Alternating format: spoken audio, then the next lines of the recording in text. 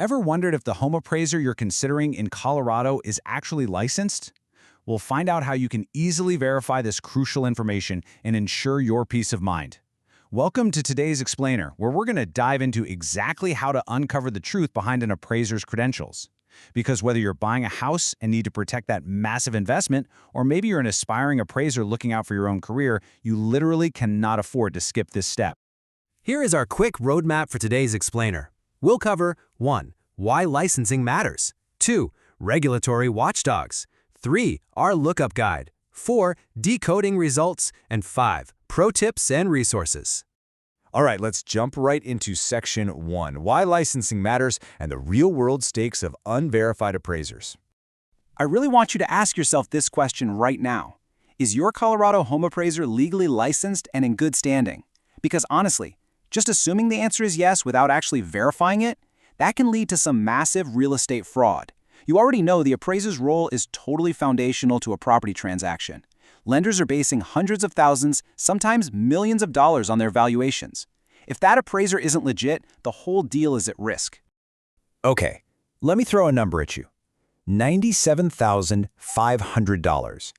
That is the exact fine slapped on a Colorado appraiser named Maxim Michalina back in January 2025 for violating state license laws. This wasn't just some minor, oops, I forgot to file a paper kind of clerical error. This was a colossal penalty for some serious misconduct. And here's what actually happened in that case. It perfectly illustrates the very real dangers out there in the market. This guy was caught submitting and helping others submit appraisals that actually contained forged signatures from other appraisers who didn't even write the reports. And on top of that, he was using unsupervised, completely unlicensed assistants to do the work. He was ordered to immediately surrender his licenses. It just goes to show why you absolutely must do your own due diligence. Never just take someone's word for it, right? Which brings us to Section 2, Regulatory Watchdogs. Let's look at who actually regulates Colorado appraisers. So the first name you need to know is DORA, the Department of Regulatory Agencies. Think of DORA as this massive, state-level umbrella organization. They manage the licensing and registration for over 1 million individual licensees in Colorado across tons of different professions. And within that giant structure sits the Division of Real Estate, which is the specific group that handles appraisers. Now, right underneath DORA, we have BOREA, the Board of Real Estate Appraisers. These are the watchdogs with the actual teeth. They have the disciplinary authority to enforce the Colorado Appraiser Practice Act.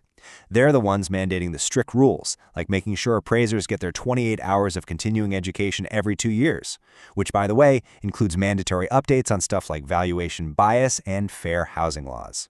Now, on the federal side, there are 4 specific levels of credentials you need to be looking out for, established by FERIA regulations. This is super important because each level legally restricts what property types and values an appraiser can even evaluate. You've got the appraiser trainee, who absolutely must be supervised. Then there's licensed residential, who can only handle non-complex 1 to 4 unit properties up to $1 million. Next step up is certified residential. They can handle any 1 to 4 unit property, regardless of its value. And finally, the top tier, certified general, who can appraise literally any property type, including huge commercial spaces, with 0 value limit. All right, let's move into Section 3, the Lookup Guide. This is our step-by-step database verification.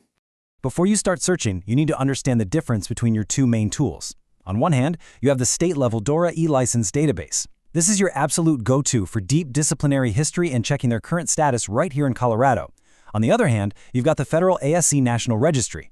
That one tracks cross-state credentials and shows if an appraiser is FHA approved. For true peace of mind, you're going to want to use both of these to get the complete picture.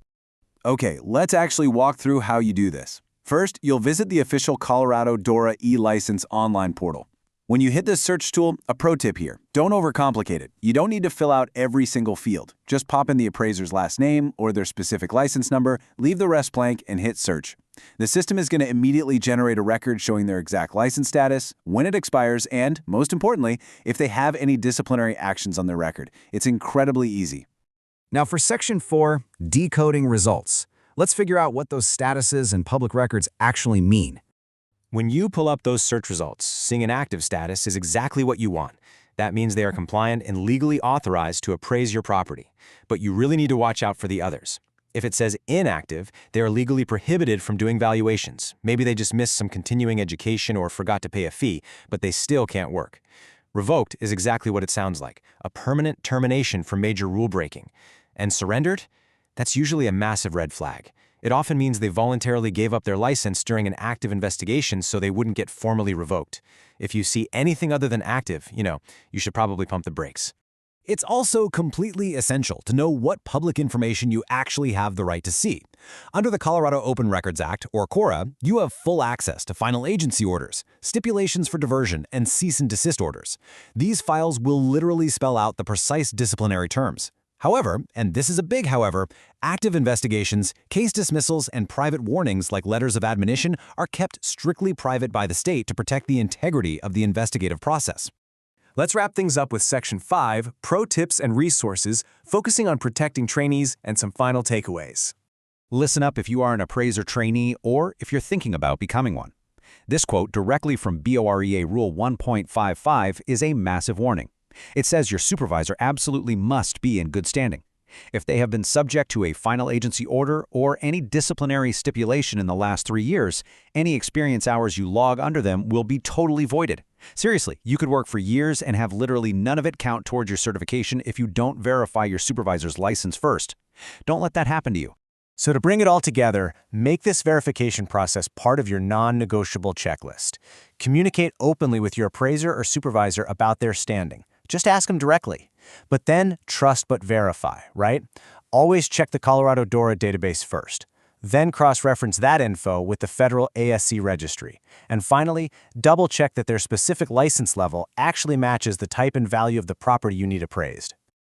Just a quick disclaimer before we go. While this explainer provides highly reliable information as of the time of recording, licensing regulations and state processes can and do change. So you should always consult the official Colorado Division of Real Estate website or reach out to them directly for the absolute most up-to-date requirements.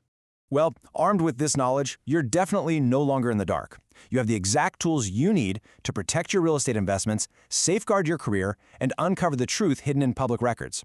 So I'll leave you with one final thought. Now that you know exactly how to do it, whose real estate appraiser license are you going to look up first?